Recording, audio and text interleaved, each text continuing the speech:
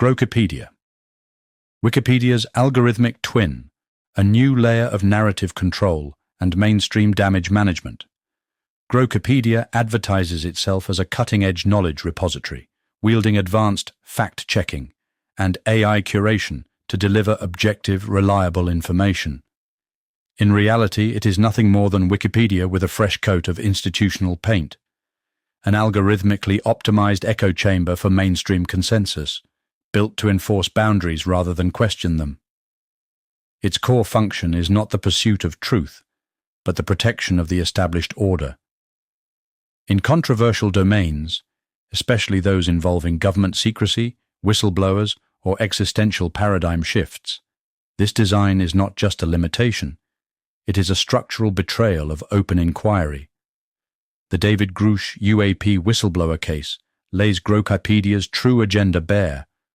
The site meticulously details Grusch's background, legal process, and the seriousness of his allegations, only to methodically suffocate them under an avalanche of establishment denials, agency press releases, and credentialed skeptics. The defining technique is not outright refutation, but risk management, giving overwhelming, unequal weight to the very actors and institutions whose credibility is most in question. The most glaring example is Grokipedia's treatment of Sean Kirkpatrick and the All-Domain Anomaly Resolution Office, AARO. The site elevates Kirkpatrick as an unimpeachable authority, foregrounding his every dismissal and denial of Grusch's claims as if they were objective conclusions, rather than contested, politically motivated pronouncements. It fails to mention that Kirkpatrick has been directly accused by multiple sitting members of Congress, as well as by a litany of career military, intelligence, and contractor whistleblowers, of running AARO as a cover-up office, not an investigative body. It ignores that whistleblowers consistently report hostile treatment, retaliatory action, and deliberate exclusion from the reporting pipeline by AARO leadership. It omits that congressional oversight figures like Tim Burchett, Anna Paulina Luna, and Kirsten Gillibrand have publicly rebuked Kirkpatrick, describing his role as a gatekeeper for the Pentagon's status quo, not as an honest broker.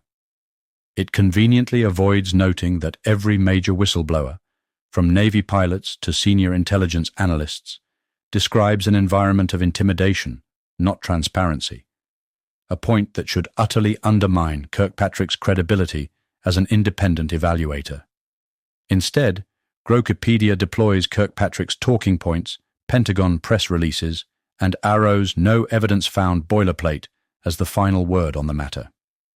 It instructs the reader to trust the gatekeepers, not the gatecrashers. It expects the public to forget that these are the very officials whose institutional mandate, funding, and survival depend on keeping paradigm-shifting disclosures locked away.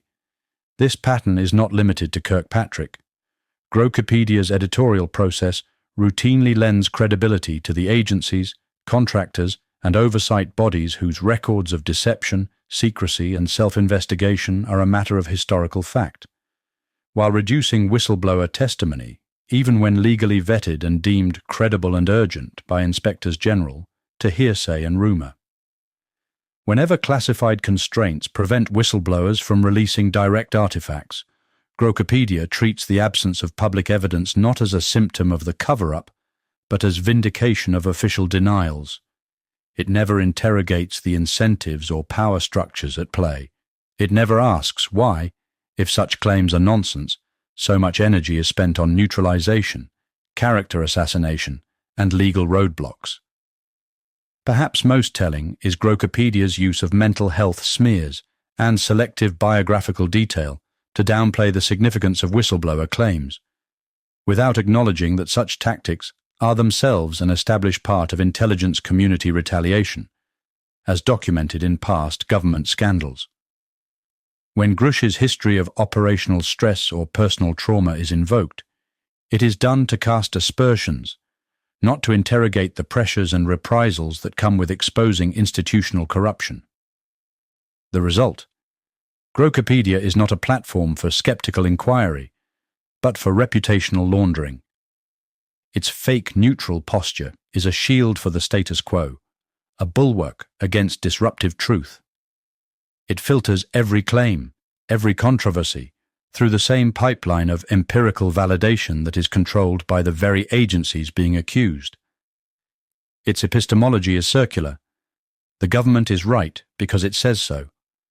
The whistleblower is suspect because he cannot defeat the institutional embargo on evidence. In sum, Grokipedia is Wikipedia 2.0, no more transparent, no more accountable, and no less captured by the interests of the powerful. It is a digital firewall protecting the establishment from uncomfortable facts, and perfecting the art of plausible deniability in the age of algorithmic censorship. For anyone seeking the truth about UAPs, black budget secrecy, or government malfeasance, Grokipedia is not just inadequate, it is an obstacle. If you want to understand how narratives are manufactured, policed, and managed, look no further than the way Grokipedia whitewashes the legacy of gatekeepers like Sean Kirkpatrick and treats the most credible whistleblowers as footnotes to the official story.